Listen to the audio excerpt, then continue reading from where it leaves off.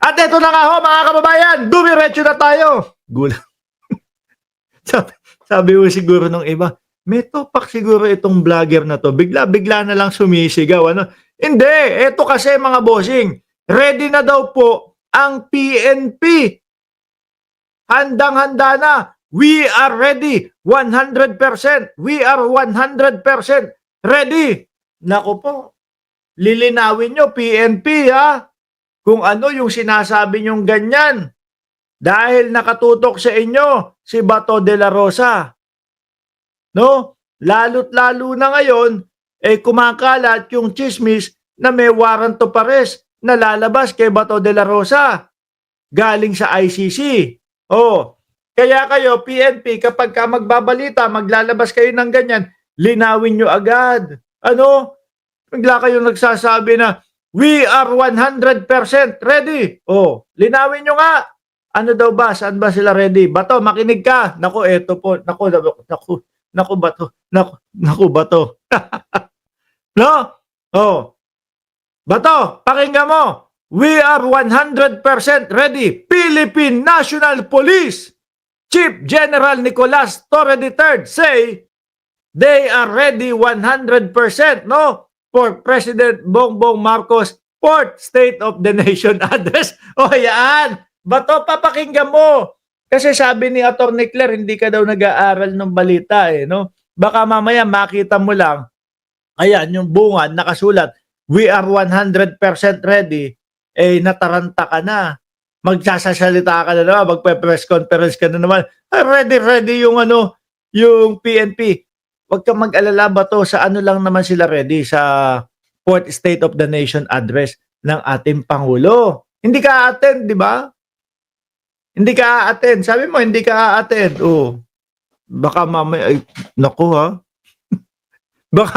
Baka mamaya, busy ang lahat o busy ang mamamayang Pilipino sa pagtutok, sa pag-focus dito kay Pangulong Bongbong Marcos sa paglalatag ng kanyang SONA. No? Tapos, yung PNP pala, ang ready pala talaga sila, sa'yo. Oh, sa'yo pala sila ready, nakatutok. Naku, nayari na naman ho, mga kababayan.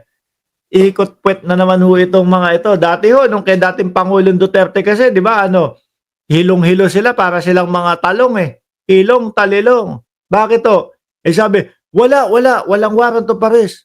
No, hindi daw totoo yung warrant of arrest. Ganito. Tapos sa paglipad ng eroplano, papunta na sa Pilipinas, biglang nag-formation yung grupo ni General Torre yung grupo ng PNP chief. No, biglang nag-formation wala ano gagawin ng eroplano, babalik. Balik tayo. Hindi naman po sila pwedeng magsinungaling na, "Hoy, may emergency. Kailangan bumalik ta." Hindi. Kasi tine-check ho yan ng mga aviation, mga bossing. No, mapapamikmadi. Oh, itong si si Senador Bato de la Rosa. Magiging panghilod ka, Bato de la Rosa, sabi ni Tony Conejero. Oh. Basahin ko At the bata 100% ready for President Bongbong Marcos' fourth State of the Nation address SONA at set July 28, no? 2025 at the Batasang Pambansa Complex in Quezon City. Naka-template naman.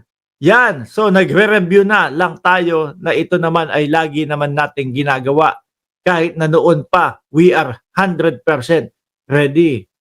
Kapag ka sinabi, pagka saktong petsa ng araw ng SONA, ibinigay, inaabot sa kanya yung warrant of arrest ni Bato de la Rosa. Ready pa din sila. Siguro sasabihin, yung mga nandiyan sa hindi na kayo kailangan. Ito yung warrant of arrest ni Batorni. No, ipakibigay sa kanya. Pakitawagan na din yung may-ari ng eroplano. Paki-ready yung eroplano, ibabalik na din po, dadali na din po sa Hague si Batorni. Naku po. Ulitin ko Bato, baka hindi mo narinig. Huwag ka mataranta agad dyan. No, sabi ng PNP, ready daw sila 100% kung di sa SONA. no? Sa SONA naman daw, hindi naman daw sa iyo, huwag kang mag-alala. Sabi ni Giovanni, "Wag niyo pong tinatakot si Bring It On." Oh, wag daw tinatakot si Mick Madi. Sabi naman ni Sniper Cam, "Hindi ninyo mahuhuli si Bato. Lalaban yan." Naku, Bato, sayang ang buhay. Ano? Hindi, yan din ang nakikita ko kay Bato eh. Sa mga tinutugon niya, sa mga sinasabi niya, yan din ho, mga kababayan. Ang nakikita ko kay Bato, manlalaban ho yan kapag yung nagka-arestuhan lang. Or, baka sali-salita lang ho yan. Kumbaga, pananakot lang po. Kasi, speaking of, mga kababayan, speaking of dito naman po sa kay Bato, mga bossing, siya na din po yung siya na din po yung unti-unting nagbubuko na meron talagang ICC ulit. No? Siya mismo din ang nagsabi, merong ICC. Nandiyan sila sa isang hotel sa Pasay. Tapos kumakausap nung mga kapulisan. Nako. Yari. 'Di ba?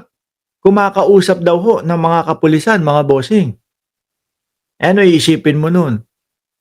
Nandiyan ang ICC. At the same time ho, mga kababayan, mga boss chief amo sir, ano din ho, ano tawag dito?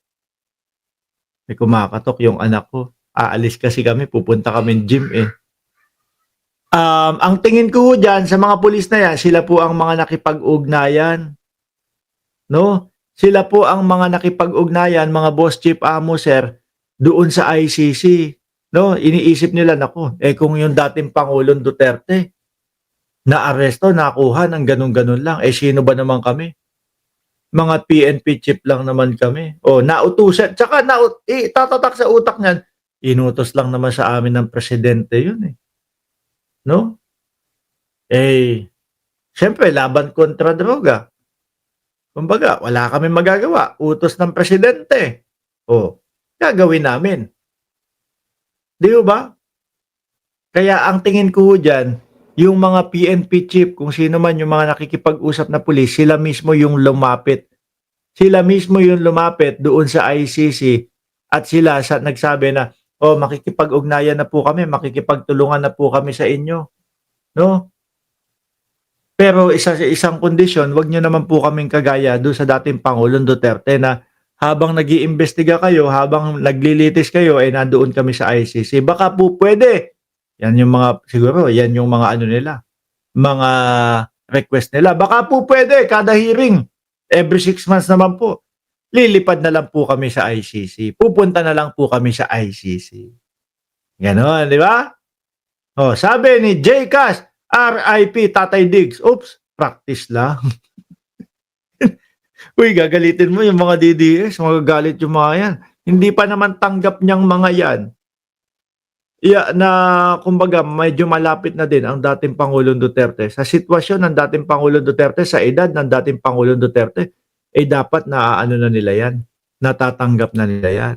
'Di ba? Kaya nga ang dapat ang inuuna nila Koopman diyan, wag yung kung ano-ano ang inuuna, mag-request na baka pwede every 1 month na lang po yung hearing. 'Di ba? Every 1 month na lang po yung hearing. Tropang Ilocano, shout out sa inyo diyan sa Ilocos Norte. Hindi kung ano-ano ho mga pinag-uuna kaya yung kanilang hearing every 6 months. Pag ganyan nagtuloy-tuloy yan, panigurado, pihado, 10 taon ang tapos niyan, mga bossing. No?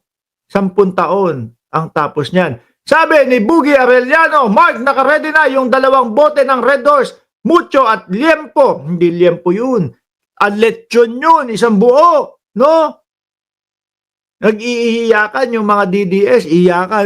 Tatay Digong, nandiyan na kayo. Si Bato, after 2 days, napatay yung cellphone. Nakitaan na naglelechon with matching Red Horse na masaya. Walang ka-stress-stress. Di ba? Ulitin ho natin Bato, yung paghahanda at yung pagiging 100% ready ng PNP ay hindi para sa iyo. Kaya wag kang mag-alala. Pero, wag kang kukurap. baka mamaya magaya ka din sa dating Pangulo. Sabi nila walang warrant of arrest. Pero paglipad ng eroplano, ayun, sinalubong ng warrant of arrest.